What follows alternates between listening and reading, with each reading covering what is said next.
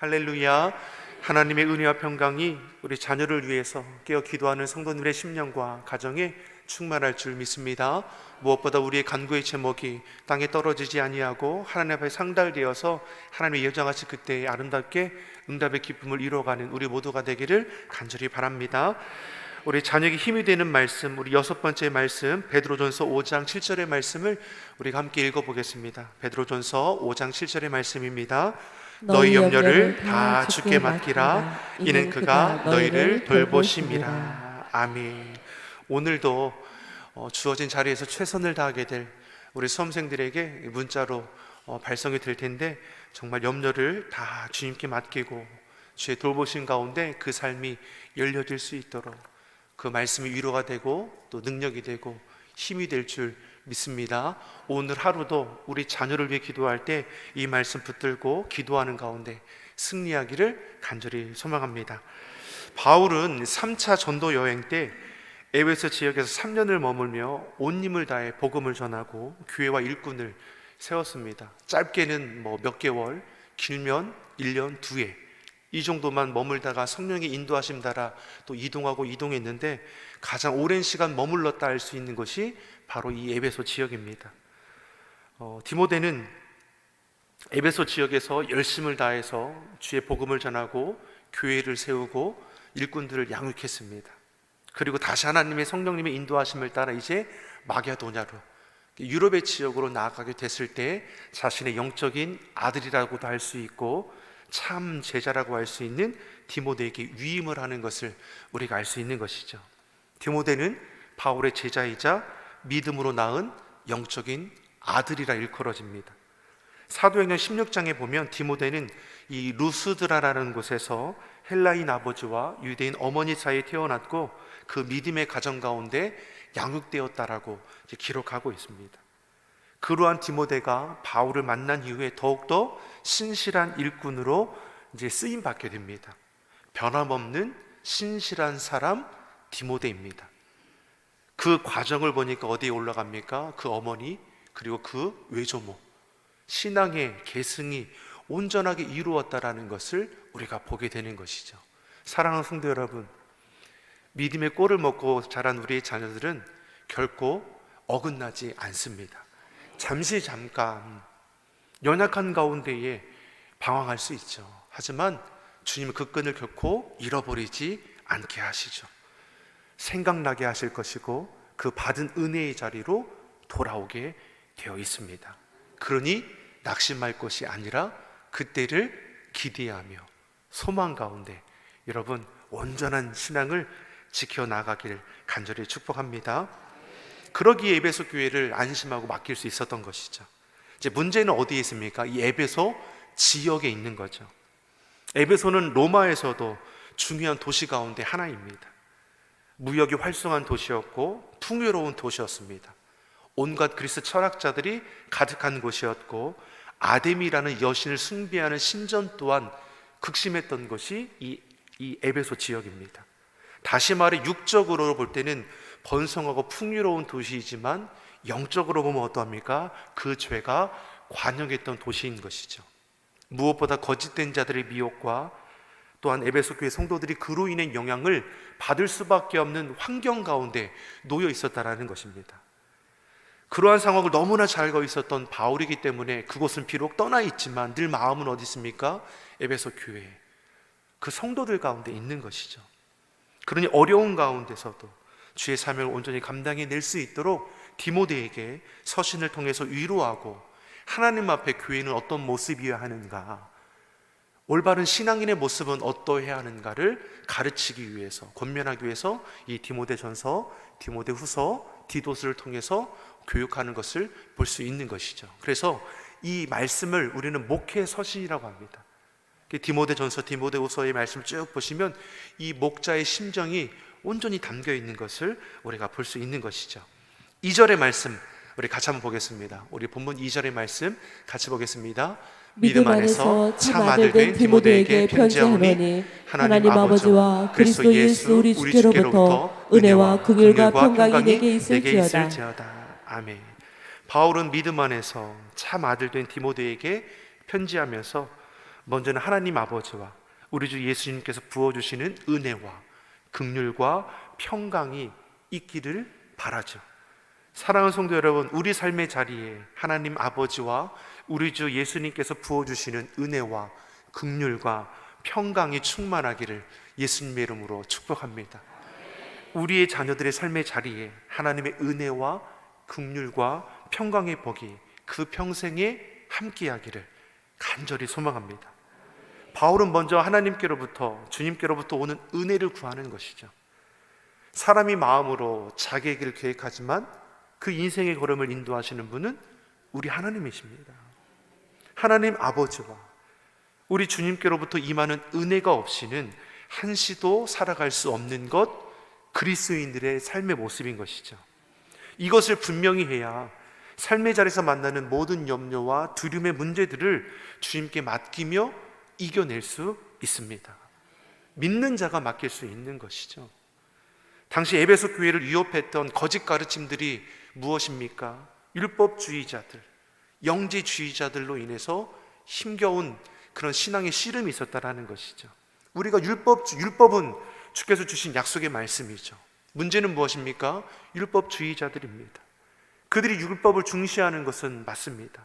그런데 문제는 무엇입니까? 행위에 집착하게 되므로 율법의 참된 정신, 사랑은 잊어버렸다라는 것이죠. 율법은 애굽에서 종살이 하던 이스라엘 백성들을 구원하여 주시고 광야 가운데 놓여 있을 때에 축복하게 주신 말씀이 율법 계명입니다. 세상 헛된 것들에 붙들리지 말고 주님 안에서 자유하라고 주신 것이 이 말씀인 것이죠. 그런데 도리어 율법으로 사람을 판단하기 시작하고 정죄하는 일들이 일어났다라는 것입니다. 율법의 행위로 의롭다함을 얻을 수 있다라고 주장하는 자들이 일어났다라는 것이죠. 내 수고와 노력으로, 선행과 공로로 얼마든지 구원에 이를 수 있다라는 것이죠. 얼마나 큰 교만입니까? 이들은 구원주 예수님을 부정했습니다. 바리새인들, 서기관들이 그러하지 않았습니까?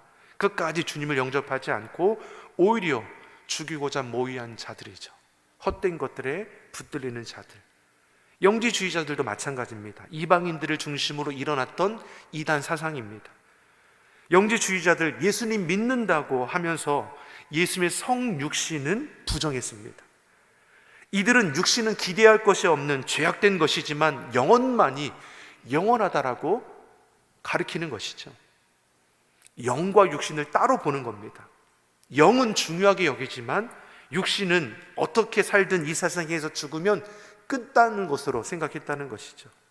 이미 내 영혼이 구원을 받았으니까 내 육체로 어떻게 살아든 무슨 문제가 되겠느냐라는 것이죠. 이러한 거짓된 사상에 사로잡힌 이 영지주의자들은 예수님이 죄악된 육신을 입고 이 땅에 오셨다라는 것을 부정하는 것이죠. 사랑하는 성도 여러분, 히브리서 9장 27절에 우리에게 뭘 말씀합니까? 한 번 죽는 것은 사람에게 정해진 것이고 그 후에는 심판이 있다라고 했습니다. 예수님께서 약속하신 재림의 날에 심판주로 이 땅에 오시는 것이죠. 그날을 우리는 아무도 알지 못합니다. 하지만 징조를 통해서 우리로 알게 하신 것은 무엇입니까? 그날이 오늘일지라도 하나님 앞에 부끄럽지 않은 참된 그리스도인으로 살아가라는 것이죠. 요한복음 5장 28절에서도 선한 일을 행하는 자는 생명의 부활로, 악한 일을 행하는 자는 심판의 부활로 나아오리라. 이 땅에서의 삶이 생명이 끝나면 모든 것이 끝나는 것이냐? 결코 그렇지 않은 것이죠.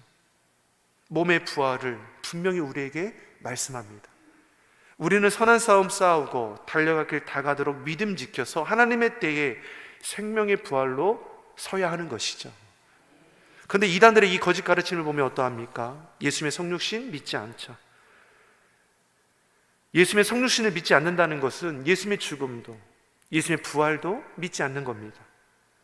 이러한 거짓된 가르침으로 인해 에베소 교회 안에 성도들의 그 신앙이 깨어지고 흔들리게 되었다는 겁니다. 바로 이러한 거짓된 가르침에 에베소 교회를 지키기 위해 힘쓰는 이 디모데에게 서신을 통해서 격려하고 무엇보다 바른 교회 생활과 신앙생활이 어떠해야 하는지를 이제 가르치는 것을 우리에게 보게 하는 것이죠. 먼저는 거짓된 가르침에 대해 경계할 것을 저에게 권면합니다. 3절, 4절 우리 두 절의 말씀을 우리 같이 읽어보겠습니다. 내게 마게도냐로에 너를 권하여 에베소에 머물라 한 것은 어떤 사람들을 명하여 다른 교훈을 가르치지 말며 신하와 끝없는 족보에 창념치 말게 하려 함이라. 이런 것은 믿음 안에 있는 하나님의 경륜을 이름보다 도리어 변론을 내는 것이라. 사도 바울은 3절과 4절을 통해서 거짓된 가르침을 분별할 수 있는 기준을 이제 가르쳐 주는 겁니다. 세 가지 질문을 통해서 우리도 이 시대에 만연한 거짓된 가르침을 분별할 수 있어야 하는 것이죠. 첫 번째, 무엇으로 분별할 수 있습니까? 우리를 믿음 가운데 인도하고 있는가? 4절에 보니까 신하와 끝없는 족보에 창념치 말게 하려 함이라. 이런 것은 믿음 안에 있는 하나님의 경륜을 이룸보다 도리어 변론을 내는 것이라. 올바른 가르침은 우리의 심령을 평안케 하는 것이고 언제나 우리로 믿음 가운데로 인도해 내는 것이죠. 즉 거짓된 가르침을 분별할 수 있는 가장 첫 번째 방법이 무엇입니까? 이 가르침이 우리를 하나님의 뜻을 이루는 온전한 믿음 가운데로 이끌어가고 있는가, 우리가 믿음 안에 살아갈 수 있도록 돕고 있는가 분별할 수 있다는 것이죠.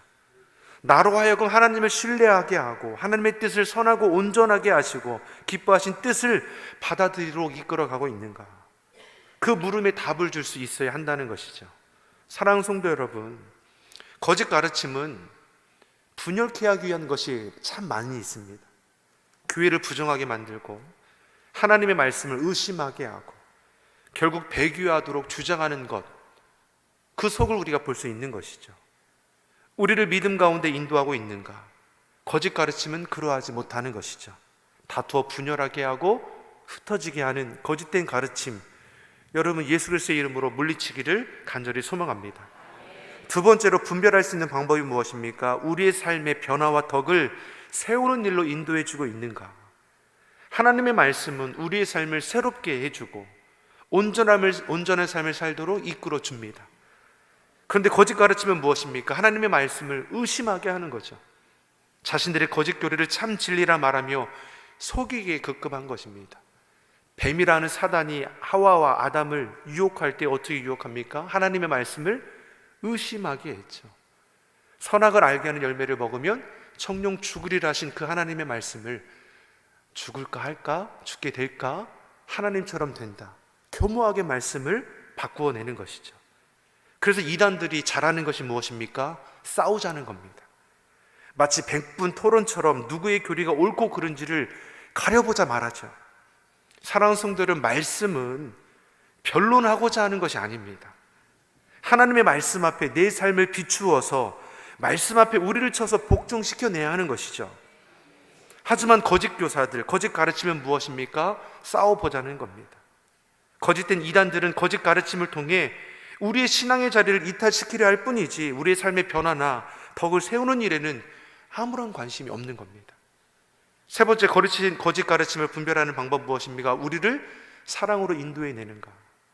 5절의 말씀을 보니까 무엇이라고 기록하고 있습니까? 경계의 목적은 청결한 마음과 선한 양심과 거짓이 없는 믿음으로 나는 사랑이거늘. 사도 바울의 거짓 가르침을 분별하는 궁극적인 방법은 어디에 있습니까? 사랑에 있다라는 겁니다. 청결한 마음과 선한 양심과 거짓이 없는 믿음을 통해서 일어나는 사랑, 이 사랑이야말로 하나님의 모든 가르침의 결론인 것이죠. 사랑은 율법의 완성이라 말할 수 있습니다. 그러니 마태복음 22장 37절에서 40절에 주님께서 우리에게 뭘 가르쳐 주십니까? 예수님께서 가라사대 내 마음을 다하고 목숨을 다하고 뜻을 다하여 주 너희 하나님을 사랑하라 하셨으니 이것이 크고 첫째 되는 계명이요 둘째는 그와 같으니 내 이웃을 내 몸과 같이 사랑하라 하셨으니 이 두 계명이 온 율법과 선지자의 강령이니라. 하나님의 말씀은 우리를 사랑으로 이끌어 갑니다. 우리가 하나님을 사랑하면 죄를 멀리하게 되어 있죠. 우리가 이웃을 사랑하면 이웃의 것을 탐하거나 해를 끼치지 않게 될 것입니다. 하나님의 말씀은 우리로 사랑 안에 거하게 하는 것이고 서로 사랑할 수 있도록 이끌어가는 것이죠. 반면에 거짓된 가르침은 어떠합니까? 사랑이 아니라 서로를 의심케 하는 겁니다. 원망의 마음을 일으키는 것이죠. 불평의 마음을 심어줍니다. 이를 통해 분별하여 지혜 있는 주의 자녀가 될 것을 우리에게 가르쳐 주는 것이죠. 다시금 정리해 보면 우리로 믿음 가운데로 나아가도록 인도해 주는가, 우리 삶에 참된 변화를 주고 덕을 세우도록 이끌어 주는가, 우리로 사랑하도록 인도해 주는가. 사도 바울은 이와 같은 세 가지 질문을 통해서 악한 영에 사로잡힌 거짓된 것을 가르치는 저 거짓 교사를 분별하여 물리칠 것을 말씀해 주는 것입니다. 사랑하는 성도 여러분, 우리가 바른 신앙생활을 위해서는 바른 가르침을 받아야 하는 겁니다. 사도 바울이 이렇게 힘써 권면하는 것도 바울 또한 잘못된 가르침에 잘못된 열심으로 예수 믿는 자들을 박해하던 옛 모습이 그에게 있었기 때문인 겁니다. 우리가 잘 아는 것처럼 예수님을, 부활하신 주님의 빛 가운데 만나기 전에 바울은 어떠한 자였습니까? 핍박자였죠. 거짓된 가르침, 거짓된 열심으로 하나님과 반대되는 삶을 살았던 자입니다. 13절에 무엇이라고 기록되어 있습니까? 13절의 말씀 우리 같이 읽어보겠습니다. 내가 전에는 회방자요 핍박자요 포행자이었으나 도리어 긍휼을 입은 것은 내가 믿지 아니할 때에 알지 못하고 행하였습니다. 알지 못했다는 거죠. 거짓된 가르침에 바로 알지 못하니까 회방자, 비방자가 되었던 것이고, 핍박자, 박해자가 되는 것이고, 포행자, 폭행자가 되었다라는 겁니다. 사람을 괴롭게 하고 상처를 입히고 흩어지게 하고 분열케 하는 것이 하나님의 뜻이라고 여겼다라는 것이죠. 이것이 하나님을 기쁘시게 하는 줄을 알았다는 겁니다. 하지만 주님을 만나고 나서 이것이 다 깨어지게 된 것이죠. 그러한 그가 예수를 만나고 바른 가르침을 받게 되니까 어떻게 달라졌습니까? 14절 이렇게 우리에게 말씀해 줍니다. 14절의 말씀 같이 보겠습니다. 우리 주의 은혜가 그리스도 예수 안에 있는 믿음과 사랑과 함께 넘치도록 풍성하였도다. 예수님 안에 있는 믿음과 사랑과 함께 넘치도록 풍성해졌다라고 고백하죠.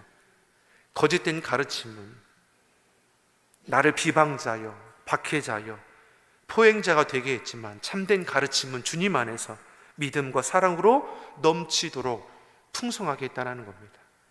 그러니 사도 바울이 에베소 교회 성도들을 향해 분명히 권면하는 것이죠. 사랑하는 성도 여러분, 이 시대에 거짓된 가르침을 전하는 자들의 미혹에 넘어지지 않기를 간절히 소망합니다. 이들은 속이는 자이고 거짓말하는 자이고 죽이는 자입니다. 우리로 자신들과 똑같은 비방자, 박해자, 폭행자로 이끌어가는 것이죠.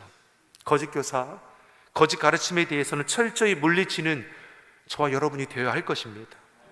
무엇보다 우리를 믿음 가운데에, 사랑 가운데 부흥케 하시는 참된 하나님의 말씀에 대해서는 늘 기뻐하며 그 말씀을 온전히 비추어 살아갈 수 있기를 예수님의 이름으로 축원합니다.